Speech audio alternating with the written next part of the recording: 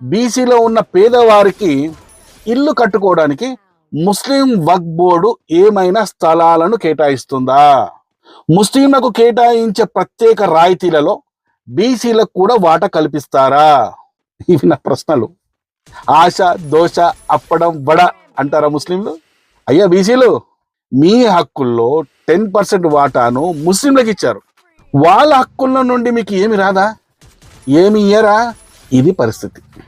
ఈ వీడియో మొదట్లో ఒక మాట చెప్పా, మరొకసారి గుర్తు చేసుకుందాం. బయటి వాళ్ళు మన హక్కుల్లోకి వస్తే సహిస్తున్నాం. ఇది హిందువుల పరిస్థితి.